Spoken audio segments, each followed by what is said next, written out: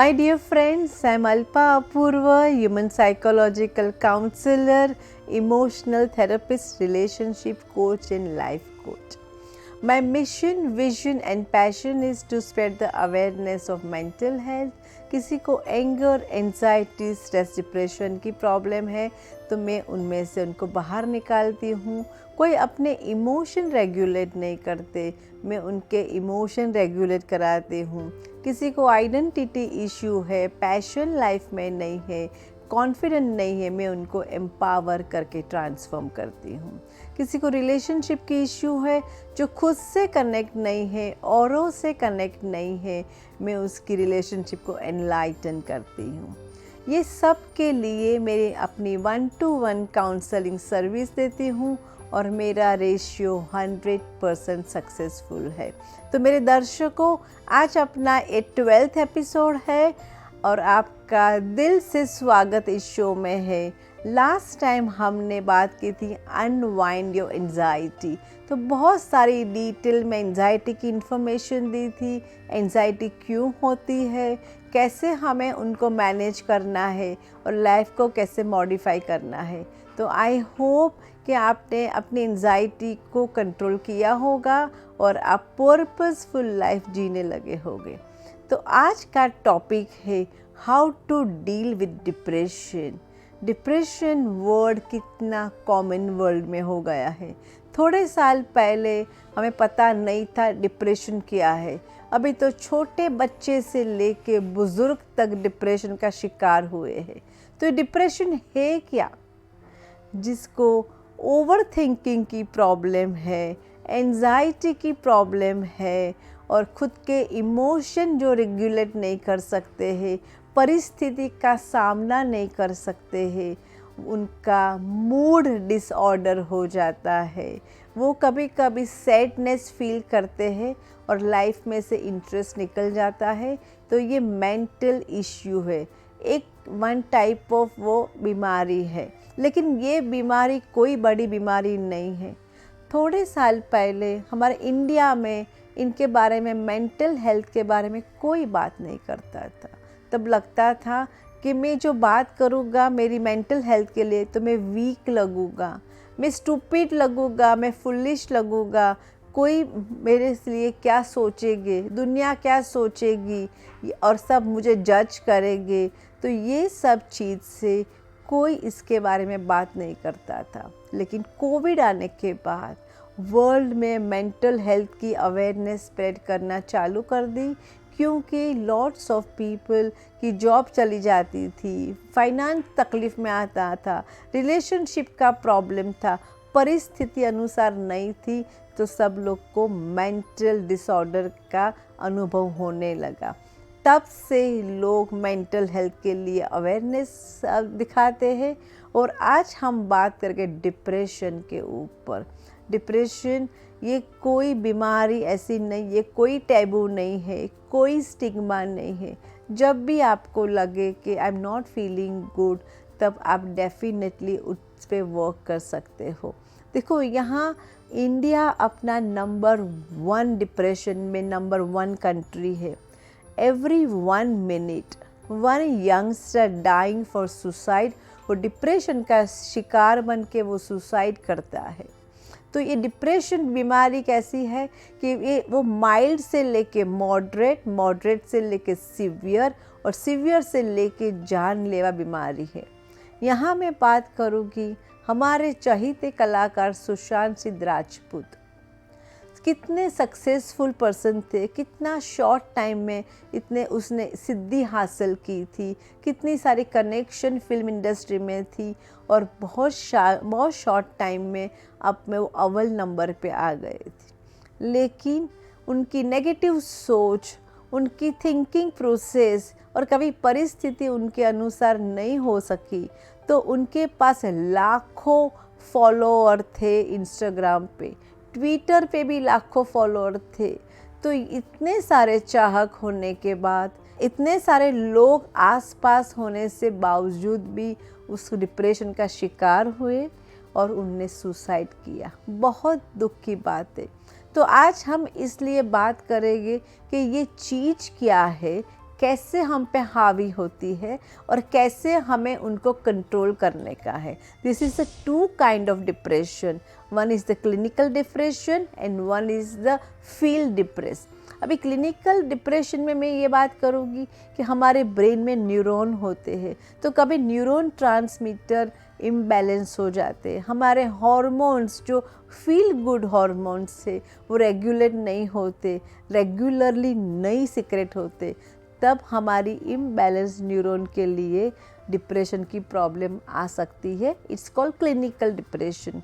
लेकिन जिसको clinical depression आता है उनको साइकाट्रिस्ट के पास ही जाना पड़ता है और उनको मेडिकेशन बहुत कंपलसरी है। Second kind of depression, feeling depress. कभी कभी परिस्थिति हमारे अनुसार नहीं होती है, कभी जॉब चली गई, फाइनेंस मुश्किल में आ गया, रिलेशनशिप की इश्यू है, किसी ने हमें बहुत सारे हमने किसी ने बहुत ख़राब रीते हमारे साथ धोखा किया है कि हमारी सेल्फ एस्टीम डाउन हो गई है। कुछ भी रीज़न के लिए हमारा थॉट प्रोसेस ज़्यादा हो जाता है और थॉट प्रोसेस नेगेटिव हो जाता है तो हमारी सोच नेगेटिव हो जाती है और हमें बहुत सारा हमको सैड फील होता है, कोई दुख फील होता है और हम आइसोलेट हो जाते हैं। देखो यहाँ जो डिप्रेशन है, तो मेरे दोस्तों, मेरे दर्शकों, आज बहुत डिटेल में बात करने वाली हूँ। आप में ये प्रॉब्लम है, आपके परिवार में है, आपके दोस्त में आप इस टाइप के सिम्टम्स में जो मैं बताने वाली हूँ वो आप देखोगे तो आप ज़रूर उनका ध्यान दोगे और आपको आइडिया आएगा। तो जो डिप्रेशन है वो क्यों होता है? क्योंकि हमारा इम्बैलेंस हो गया है, तो इसलिए उसमें क्या सिम्टम्स आते हैं। देखो डिप्रेशन किसी को है, एक तो वो आदमी इतना सैड रहता है, वो किसी से बात नहीं करता है, आइसोलेशन में चला जाता है, उनकी जो सोच है इतनी नेगेटिव हो जाती है, उनका ब्रेन इतना नम हो जाता है, कभी कभी पता भी चलता है कि मैं राइट सोच नहीं करता, राइट एक्शन नहीं लेता, लेकिन वो कंट्रोल के बाहर उसके बाद में हो जाता है क्योंकि इतने स्ट्रेस हार्मोन कॉर्टिसोल इतने सीक्रेट होते कि वो कंट्रोल नहीं कर सकते। परिस्थिति भी इतनी विकट हो जाती है, वो सेल्फ क्रिटिक बन जाता है, उनको हेडेक भी होता है, कभी कभी सेल्फ हार्म भी कर लेता है और तब दुनिया भी ख़राब लगती है, खुद की कॉम्पिटेंसी भी दाव पे लग जाती है, अपने परिवार वालों से वो अलग हो जाता है। तो ये सब जो सिम्टम्स है वो डिप्रेशन के हैं। लेकिन माय डियर फ्रेंड्स, उसमें से कोई भी चीज़ आपको लगती है तो आपको अवेयरनेस देनी है, आपको आइडेंटिफाई करना है कि ये कभी कभी कोई चीज़ से आपकी सोच नेगेटिव है, आप सैड फील करते हो, आपको काम करने का मन नहीं होता है, आप थकान महसूस करते हो, आपकी फूड हैबिट कि आपकी स्लीप डिसऑर्डर हो जाती है, ये में से कोई भी सिम्टम्स है तो हमें अलर्ट रखना चाहिए कि ये डिप्रेशन के लिए हमें काम करना है। लेकिन आजकल ये कंडीशन बहुत कॉमन हो गई है, छोटे छोटे बच्चों से लेके। तो यहाँ मैं एक बात करूँगी कि डिप्रेशन जो चीज़ है वो मेंटल इलनेस है। जैसे हमें डायबिटीज़, ब्लड प्रेशर, कि हमें कोलेस्ट्रॉल जैसी बीमारी होती है तो हम डॉक्टर के पास जाते, इमीडिएटली दौड़ के जाते, हम उनके लिए वेट नहीं करते। लेकिन कोई भी प्रकार की जो मेंटल हेल्थ की जो प्रॉब्लम है, आपकी सोच सही नहीं है, फील अच्छा नहीं करते हो, तो वो धीरे धीरे आपका जो सोचने का तरीका नेगेटिव पे जा रहा है, तो आपको डिप्रेशन के लिए ज़रूर उनके लिए स्टेप लेने चाहिए, काउंसलिंग करनी चाहिए, अपने दोस्तों से, अपने फ्रेंड्स से, अपने लव्ड वन से बात करनी चाहिए। यहाँ मेरे मित्रों में ये बात कि आप किसी को देखते हो कि कोई आपका परिवार वाला कि आपका कोई फ्रेंड डिप्रेशन का शिकार हुआ है तो आप उनसे बात कीजिए। इतना उनको कोई सलाह की ज़रूरत नहीं है, मशवरा की ज़रूरत नहीं है, तब उनके पास वो कैपेसिटी नहीं है कि वो कोई समझ सके, तब खाली आपको सुनना है। और वो भी सुनना है एम्पैथी और सिंपैथी दे के, जजमेंटल बन के नहीं। उनका हौसला बढ़ाना है कि ये सब टेम्पररी है, उनका कॉन्फिडेंस बढ़ाना है। ये सब आप करोगे तो आप वो आदमी धीरे धीरे कॉन्फिडेंस गेन करके डिप्रेशन से बाहर आ सकता है। लेकिन उनके लिए आपको कंपैशन चाहिए, फीलिंग चाहिए, अनकंडीशनल लव देना चाहिए। तो कोई भी प्रकार का डिप्रेशन आप अपने परिवार वालों से उसमें से बाहर आ सकते हो। लेकिन फाइनली वो आपका कॉल है, आपकी रिस्पॉन्सिबिलिटी है और आपको ही इसमें से बाहर आने की आपको ही आवश्यकता रहेगी। हेल्प मिलेगी, लेकिन वो आपकी फर्स्ट स्टेप रहेगा कि आप कैसे इसमें से बाहर आओगे और कैसे प्रयत्न करोगे फिर से जिंदा दिली की जीवन जीने के लिए। डिप्रेशन नॉर्मली जेनेटिक भी बहुत होता है। 50 to 20% डिप्रेशन वो जेनेटिक है। आपके परिवार में आपके भाई बहन के चाचा किसी को डिप्रेशन की बीमारी है तो जेनेटिकली आने की पूरी आशंका है। दूसरी बार कभी कभी फैमिली का एनवायरनमेंट सही नहीं रहता, बहुत फाइटिंग होती है, झगड़ा होता है, घर में कॉन्फ्लिक्ट होता है, कभी कभी वायलेंट सी एटमॉस्फेयर होती है, तभी भी लोग डिप्रेशन का ज़्यादा शिकार होते हैं। तो ये एनवायरमेंटल भी डिप्रेशन के लिए बहुत सारी जवाबदार रहता है। एक आर्यन नाम का लड़का जो 12th की बोर्ड की एग्ज़ाम दे रहा था, बहुत ब्राइट चाइल्ड था, बहुत अच्छी सी पढ़ाई कर रहा था, लेकिन उनको हमेशा वो क्लास में फर्स्ट आता था। लेकिन 12th में इतनी प्रेशर लेने लगा क्योंकि उनको मेडिकल में जाना था, तो मेडिकल की कॉलेज के लिए बहुत सारे परसेंटेज के लिए इतनी पढ़ाई करता करता एकदम कभी कभी वो सोच में पड़ जाता था कि मुझे नंबर परसेंटेज नहीं आएंगे तो मुझे मेडिकल में एडमिशन नहीं मिलेगा, तो क्योंकि वो बचपन से डॉक्टर बनने का ख्वाब देखता था।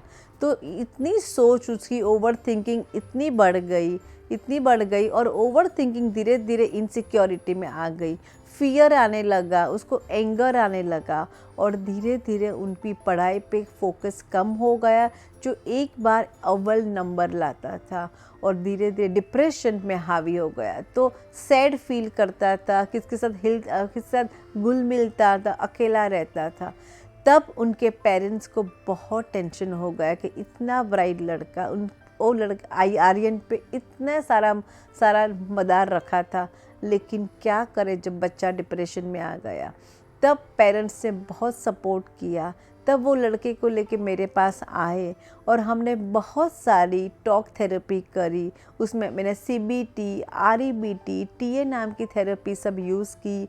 उनका माइंड को काम किया, उनका रूट प्रॉब्लम क्या था उसमें मैं लेके गई और धीरे धीरे कॉन्फिडेंस बढ़ाया और बहुत सारी दवाई भी चालू की, तो वो लड़का डिप्रेशन से बाहर आ गया। देखो यहाँ कितना क्रूशियल टाइम है, एग्ज़ाम की तैयारी करनी है, तो भी यहाँ डिप्रेशन का शिकार बन गया लास्ट मोमेंट में। लेकिन ये डिप्रेशन जो राइट ट्रीटमेंट करो, राइट लोगों के पास जाओ, तो इसमें से बाहर आने की पूरी आशंका है। लेकिन आजकल छोटे बच्चों से लेके बुज़ुर्ग तक को ये तकलीफ़ है। अभी मैं बात करूँ कि छोटे बच्चे 12 साल की अंदर के उम्र के बच्चे कभी भी है तो हम कितना प्यार से उनकी परवरिश करते हैं, उनकी जो भी इच्छा हम पूरी करते हैं। कभी कभी हमारी इच्छा नहीं पूरी करते, उनकी इच्छा पूरी करते और उनके लिए कितनी सारी चीज़ करते, लेकिन फिर हम उनको ट्रॉफ़ी बना देते। हमारे ड्रीम वो बच्चों से पूरे करने की कोशिश करते। तो कभी कभी हम उनके पीछे पड़ जाते हैं, एजुकेशन और एक्टिविटी को इतनी हम इम्पोर्टेंस देते हैं कि बच्चा इतना थक जाता है और हमारे साथ कनेक्शन टूट जाती है और वो बच्चा सोचते लगता है कि मेरी लाइफ में ये क्या कर रहा हूँ। तो इस टाइप के बच्चे को वो अकेला घूमता है, वो थकान सी महसूस करता है, चिड़चिड़ हो जाता है। तो ये छोटे बच्चे जब हम ध्यान नहीं देते हैं उनके बिहेवियर पे, उनकी टॉकिंग थेरेपी, वो क्या बात उनकी लैंग्वेज पे, उनके एटीट्यूड पे, तब वो बच्चा शिकार बन जाता है डिप्रेशन का। तो यहाँ मेरा वही आप सबसे गुजारिश है कि आपके बच्चे लोग जब अकेले अकेले घूमने लगे, लॉस हो जाए, कोई एक्टिविटी में इंटरेस्ट न ले, तब आपको एब्सोल्युटली आपको चेक करना है कि उनको कोई मानसिक बीमारी है कि नहीं। अभी उसके आगे हम ज़रा बात करें तो आज के टीनेजर जो 12 से 18 साल तक के जो टीनेजर है, उनकी बॉडी में इतनी चेंजेस आती है, हार्मोन्स चेंज होते हैं, तो वो एकदम ट्रांजिशन पीरियड में रहते हैं। तब कभी कभी लगता है बॉडी बड़ी हो जाती है लेकिन ब्रेन इतनी उनकी बड़ी नहीं होती है, तो उनको लगता है कि लोग मुझे समझते नहीं है, इसीलिए फ्रस्ट्रेशन आ जाता है, एंगर इश्यू आता है। और कभी कभी उनको लगता है कि कभी कभी स्कूल में, कॉलेज में, फ्रेंडशिप में प्रॉब्लम हो जाती है, ब्रेकअप हो जाती है, उनको बॉडी शेमिंग का प्रॉब्लम होता है, कोई किसी ने एक्नॉलेज नहीं किया।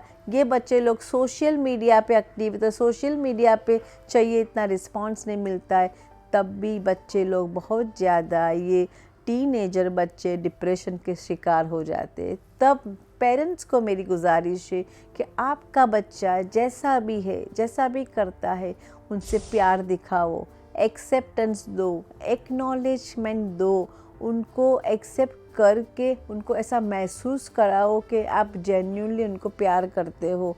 तो ये सब रिलेशनशिप जब ये क्रूशियल एज है, तब सब पेरेंट्स में देखती हूँ, पेरेंट्स बच्चों से दूर हो जाते हैं, बच्चे भी दूर हो जाते हैं। लेकिन पेरेंट्स थोड़ा यहाँ अवेयरनेस रखेंगे, थोड़ा बच्चों को सपोर्ट करेंगे, तो काफ़ी हद तक डिप्रेशन से बच सकते हैं। इसके आगे का हम देखेंगे यंग अडल्ट, 19 से 30 साल की जो एज है, उसमें बहुत चैलेंजेस आती है।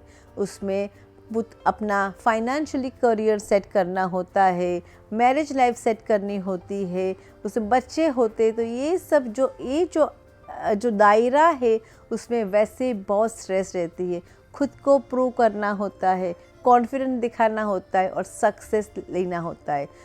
पर हमेशा सब चीज़ अपने मुताबिक नहीं होती है। तब लोगों को लगता है कि मैं स्मार्ट नहीं हूँ, इनफ नहीं हूँ, मैं सक्सेसफुल नहीं हूँ, मुझे वो चाहिए, वो नहीं मिल सकता है। तो खुद में खामियां ढूंढने लगते हैं और दूसरों में खामियां ढूंढते। ये करते करते वो डिप्रेशन का शिकार हो जाते। जो एज का दायरा है, उसमें बहुत डिप्रेशन की गुंजाइश बहुत ज़्यादा है। तब ध्यान रखना है कि हम किस दिशा में जा रहे हैं। सेम थिंग जो 30 से 60 उम्र वाले हैं, वो भी जवाबदारी, बच्चे लोग बड़े हो जाते हैं, लोनली फील करते हैं, कभी कभी फिज़िकल प्रॉब्लम भी आ जाती है, तो वहाँ भी वो लोग को डिप्रेशन आ जाता है। और कभी टाइम रिलेशनशिप नहीं होती है, हार्मोन्स के, मेनोपॉज, एंड्रोपॉज, बहुत सारे कारण है कि डिप्रेशन आने के लिए। तब भी आप ध्यान रखो कि आपकी फिजियोलॉजी, आपकी मेंटल लेवल, जरा भी आप शर्माओ नहीं, टैबू नहीं है, उनके लिए हेल्प लो। और आज के सीनियर जो 60+ वाले हैं, वो भी डिप्रेशन के शिकार हो जाते हैं, क्योंकि उनको अकेलापन लगता है, एक फियर होता है कि अभी एज हो गई है, fear of the losing the loved one, कि उनके पार्टनर को लूज़ करने का एक फियर। कभी कभी फाइनेंशियल भी इंस्टेबिलिटी की, ये भी इनसिक्योरिटी होती है, तो वो भी डिप्रेशन का कारण बनते हैं। कभी कभी फिज़िकल हेल्थ इतनी ख़राब हो जाती है, उनको अटेंशन नहीं मिलता है, एक्नॉलेज नहीं मिलता है, तब फील होता है कि मैं लाइफ में जी के क्या करूँ, क्या मकसद है। तो ये सीनियर सिटीज़न लोग भी डिप्रेशन के शिकार होते हैं। पर यहाँ भी मैं कहूँगी कि आपके परिवार में कोई भी सीनियर ऐसा लगते, तो उनसे प्यार से बात करो, उनको इम्पोर्टेंस दो, उसके साथ बैठो, उनको सिक्योरिटी दो। थोड़ी थोड़ी चीज़ देने में आप बहुत सारे अपने परिवार वाले, अपने फ्रेंड्स, अपने लव्ड वन को डिप्रेशन में लाने से बचा सकोगे।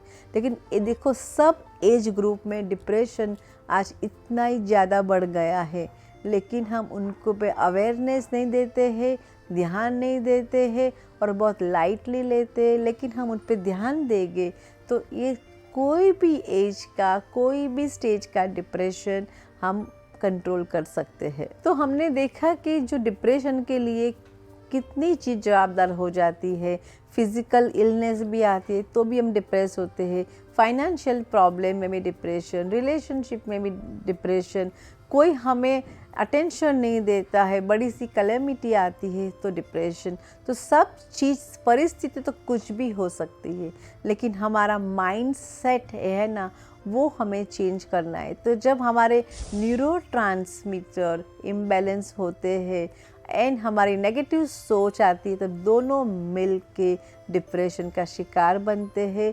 लेकिन हम इसमें से कैसे बाहर आएंगे, तो मैं आपको एक के बाद सब मैं डिटेल बताती हूँ कि पहले तो सबसे पहले डिप्रेशन बहुत सारे अब शिकार हो तो मेडिकेशन करना चाहिए, आपको साइकाट्रिस्ट के पास जाना चाहिए।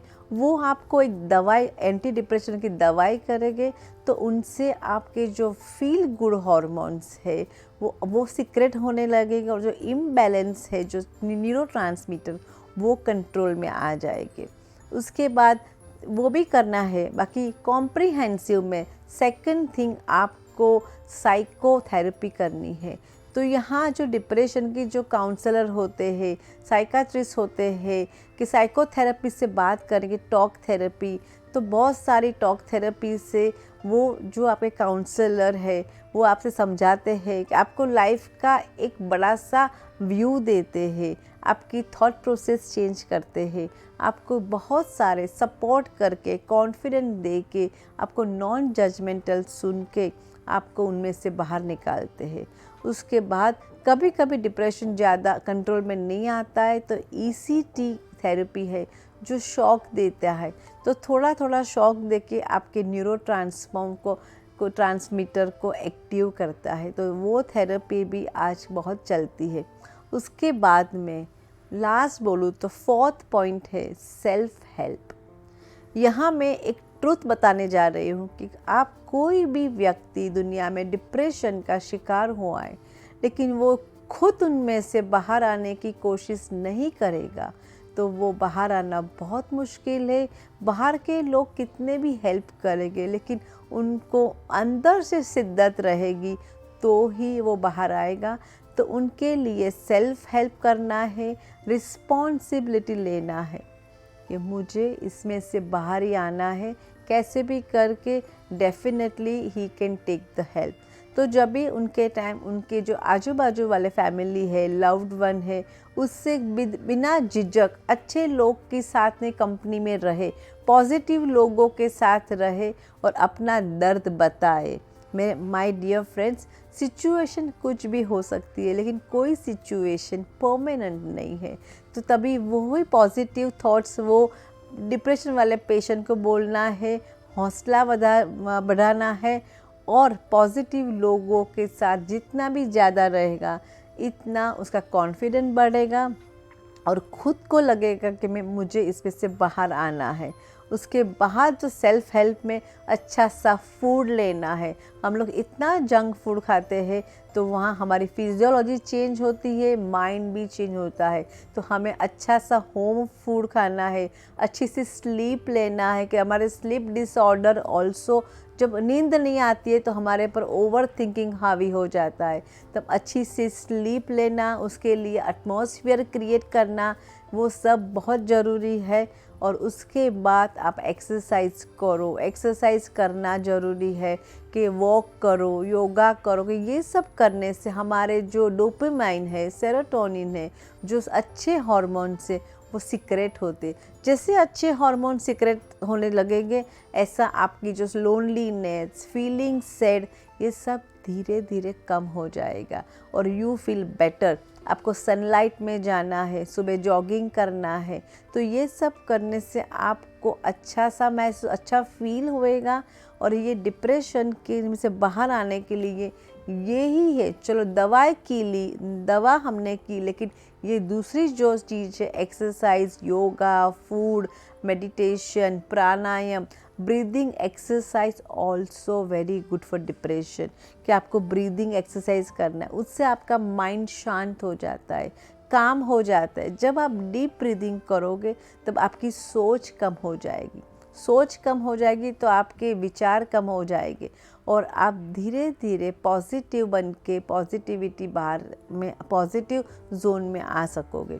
अभी ये सब तो मैंने आपको सब करने के लिए बोला और आपको ही करना है, लेकिन यहाँ लाइफ के कुछ फंडा आपको समझना बहुत ज़रूरी है, क्योंकि कोई चीज़ आपके मुताबिक नहीं होती है, परिस्थिति आती है तो हम वीक होके इमीडिएटली हम खुद को ही लेबल करते हैं कि मेरा नसीब ख़राब है, कि मैं ख़राब हूँ, कि मेरे में चाहिए इतनी कॉम्पिटेंसी नहीं है करके हम डिप्रेशन के खुद शिकार होते। लेकिन यहाँ माय डियर फ्रेंड्स, कुछ भी परिस्थिति हो आप अपना बेस्ट करो। चॉइस करने का जब टाइम आए तो बेस्ट चॉइस करो। जब आप कोई चॉइस नहीं कर सकते हो तो एक्सेप्ट करके बेस्ट अपना परफॉर्मेंस करो। अच्छे लोगों से साथ नाता रखो कि जो आपको हमेशा प्यार करे, हमेशा हौसला बढ़ाए, वो बहुत इम्पॉर्टेंट है। देखो कोई भी लाइफ, किसी की भी लाइफ में एडवर्सिटी आती ही है, लेकिन हमारी माइंडसेट से, पॉजिटिविटी से, लोगों को हेल्प लेके हम पॉजिटिविटी डाल के एडवर्सिटी को अपॉर्चुनिटी में ट्रांसफॉर्म कर सकते हैं। और माय डियर फ्रेंड्स, ये डिप्रेशन ऐसा नहीं है कि हम के वीक लोगों को आते हैं। दुनिया में कितने सारे लोग सक्सेसफुल है, कितने अव्वल नंबर पे नंबर बैठे, वो लोग भी डिप्रेशन का शिकार होते हैं और वो दुनिया को बताते हैं कि मैं इनमें से गुज़रा हूँ, तो मैंने खुद मेहनत की है, लोगों की मेहनत ली है, लोगों का साथ लिया है। तो ये सब कोई उसमें शर्म की बात नहीं है, कोई उसमें आप पे हंसने वाला नहीं है, कोई आपको जज करने वाला नहीं है।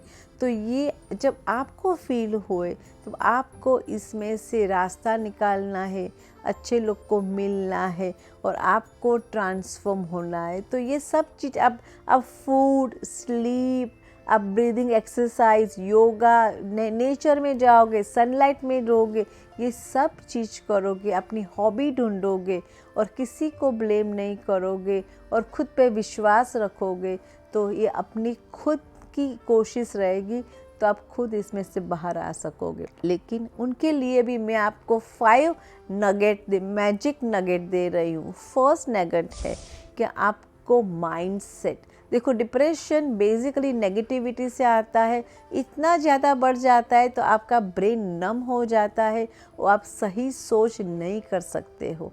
जब आप पॉजिटिव माइंडसेट करते हो तो आपकी सोच बदल जाती है, आपके थॉट प्रोसेस, आपके इमोशन सब पे आप वॉच करोगे तो माइंडसेट ही आपको पॉजिटिविटी की तरफ लेके जाएगा और आप डिप्रेशन से बाहर आ सकोगे।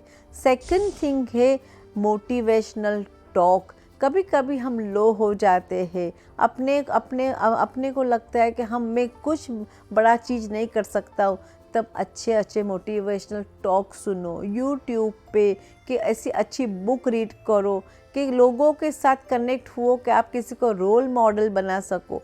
सबकी लाइफ रोलर कोस्टर जैसी है, ऊपर नीचे आता है, तो वो करना ज़रूरी है। उसके बाद मेडिटेशन करो। मेडिटेशन से माइंड एकदम काम हो जाता है, हमारा ब्रेन का जो एमिगडाला है उसकी साइज़ स्मॉल हो जाती है, तो आप एम्पैथी फील करोगे, सिंपैथी फील करोगे और ग्रैटिट्यूड फील करोगे। तो मेडिटेशन से आपकी बहुत सारी जो ओवर थिंकिंग की प्रॉब्लम है तो आप अपने को अलाइन कर सकोगे। उसके बाद है माइंडफुलनेस। आज जो डिप्रेशन वाले पेशेंट को वो ऑलवेज पास में जाते हैं या तो फ्यूचर में जाते हैं, वो प्रेजेंट में रहते ही नहीं है। तो उनके लिए माइंडफुलनेस, प्रेजेंट में जो भी एक्टिविटी करते हो फोकस करो। आप खाना भी खाता हो तो प्रेम से खाना खाओ, चाय पीते हो प्रेम से चाय पियो, कोई किसी से बात भी करते हो तो फोकस से बात करो, तो नेगेटिव थॉट आने का अवकाश ही नहीं रहेगा और आप प्रेजेंट में जियोगे, प्रेजेंट एंजॉय करोगे, फ्यूचर की फियर भी नहीं रहेगी और पास का जो दुख है वो भी चला जाएगा। 5वां पॉइंट है कि आपको म्यूज़िक सुनना है। तो जब आप सूदिंग वाली अच्छी म्यूज़िक सुनोगे तो आपको बहुत फील गुड फैक्टर रहेगा, आपको आनंद मिलेगा और आपका माइंड इतना शांत हो जाएगा कि जो ओवर थिंकिंग वाली प्रॉब्लम है वो चली जाएगी। आप खुद हौसला बढ़ाओगे और जो अच्छे से हार्मोन्स है वो सीक्रेट होएंगे।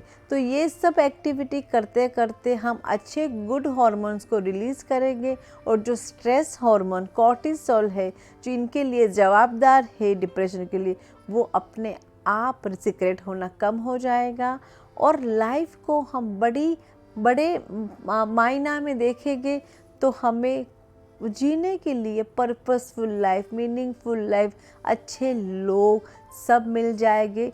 लेकिन यहाँ डिप्रेशन में से बाहर आने के लिए आपको ही 2 कदम चलना है।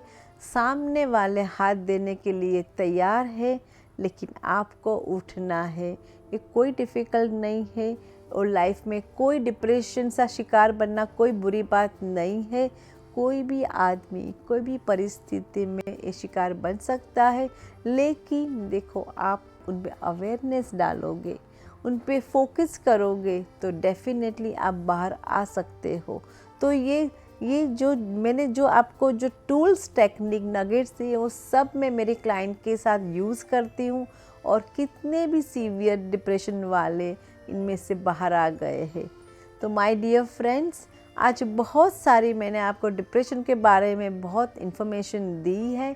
तो आई होप आपके परिवार में, क्या आप में, आपके किसी को भी डिप्रेशन का शिकार है तो आप उनको हौसला दो, उनमें से बाहर निकालो। और आपको भी लगता है कि नहीं मेरे से नहीं होता है तो आप प्रोफेशनल हेल्प ज़रूर मांगो, उसमें कोई बुराई नहीं है।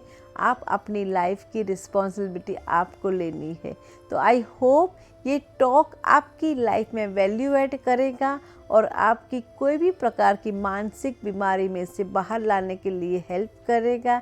तो thank you so much my dear friends. Next episode में मिलते हैं, तब redesign your life with Alpa Apoorva.